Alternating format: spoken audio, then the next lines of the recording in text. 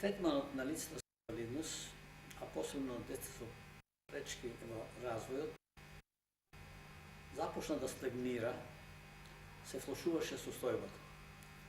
Затоа председателството на Сојузот на дефектолозите на Македонија донесе заклучок да се изготви една опширна анализа за оваа состојба, вклучувајќи го тука и кадрското прашање, бидејќи беше констатирано дека Републиката оскудува од таков кадар и би требало нешто тука да се направи.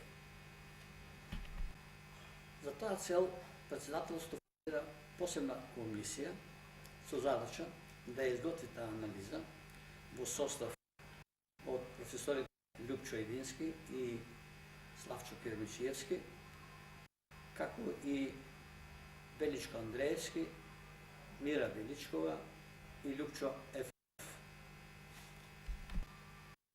Откако беше изготвена анализата и усвоена, председателството заклучи истата да се достави до владата на Република Македонија и до надлежните министерства.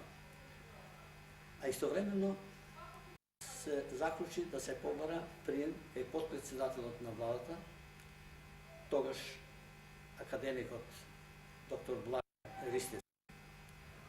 На разговорот кај потпредседателот се разгледа состојбата изнесена во анализата, се разви дискусија и тој лично констатира дека ваквата состојба не е добра и ќе направи се, ќе разговара со во министерствата да се ангажираат за подобрување на таквата состојба. Посебен акцент тој даде на потребите од создавање услови за формирање на кадрите за дефектологија.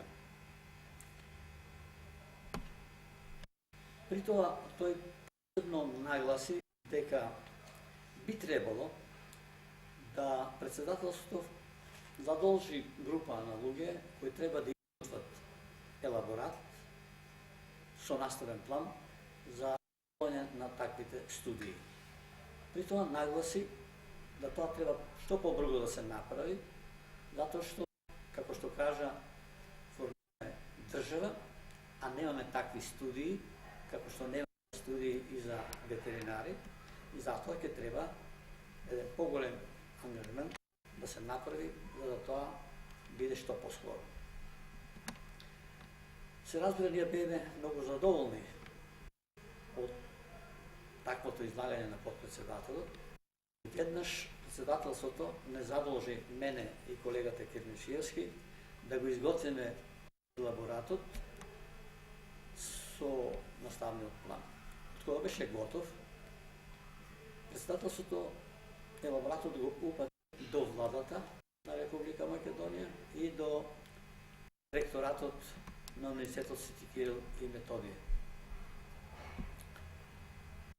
На состанокот што се одржа кај ректорот на универзитетот, мислам да беше присутен и министерот за образование и физичка култура, професор Димитар Беложиев. Се разгледа елаборатот, се дискутираше за концептот на студиите и на наше големо задоволство се прихвати концептот за ваквите студии како што ги предлагавме. А предлагавме да се формира дефектолошки факултет со два профила на кадри. Првиот профил да биде клинички дефектолог за рехабилитатор и логопед, а вториот да биде едукативен дефектолог. Од кога тоа се изнесе, ректорот на универзитетот, а и министрот сосем со право нагласија дека во сегашно време, значи во тоа време, не ќе може да одеме да се формира посебен факултет, затоа што не постојат ниту просторни, ниту материјални, па и кадрски услови. Затоа ни поставија прашање дали ваквите два профила на кадри можат да се оспособуваат некои од факултетите на Скопскиот универзитет. Ја и колегата Кермичевски одговоривме позитивно и рековме може, затоа што така се изготвени и наставени планови за овие два профила. Така, например, за првиот профил рековме дека би требало и би можело да се овие студии изведуват на медицинскиот факултет, значи за клинички дефектолог, затоа што скоро 50% од предметите предвидени во наставниот план се веќе се изведува на тој факултет. А за вториот профил, за едукативниот дефектолог, исто така предложивме да организираат студиите на филозофскиот факултет, затоа што на тој факултет при институтите што тој ги имаше, како што беа институти за педагогија, психологија, социологија, философија и други, веќе постоја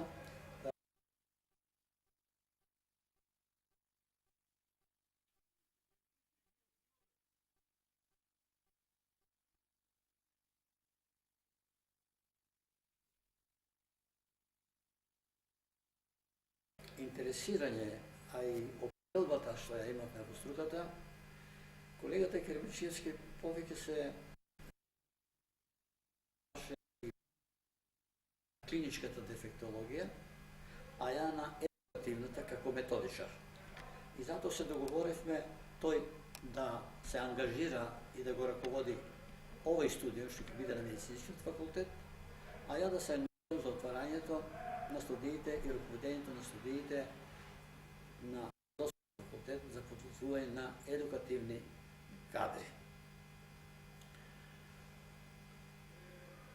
После таквиот договор, ректорот на универзитетот, тогаш професорот доктор Драги Данев, упати писма до двата факултета за да се покрене постапка за организирање на ваквите студии.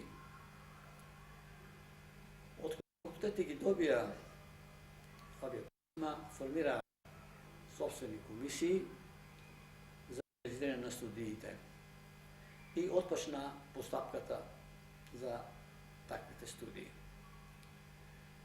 На медицинскиот факултет скоро сите клиники, па и катедри, дадоа согласност за отварањето на вакви студии, освен клиниката Звило носи грло, која што не беше дала одговор.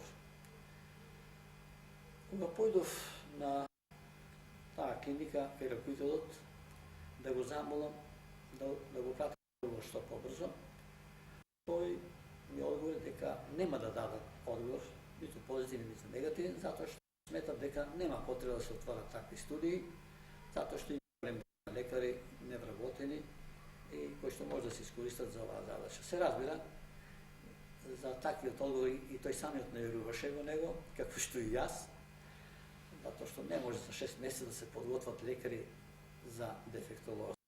Меѓутоа, нагласи дека повеќе причините се од субјективен карактер и го образложи тоа зашто доаѓа, на најмногу ради несогласувањата што постојат помеѓу таа катедра и Заводот за рехабилитација на слух, говор и глас. Кога го информирав деканот на факултет професорот Џонов дека е таква состојбата со оваа клиника, тој ми нагласи тогаш обуставиме постапката за формирање на студиите и ќе почекаме подобри времења да дојдат. И се разбира, овие подобри времења дојдоа дури после 15 години, така да минатата година се отворија студиите на медицинскиот факултет за логопед и за аудиолог. Токму баш на таа клиника што тогаш не даде согласност клиниката за нос и грло и на предлог на Заводот за слух, говор и глас. Ето веќе втора година тие студии работат и мислам дека се направи добар чек. Истовремено започна постапката и за отварање на студиите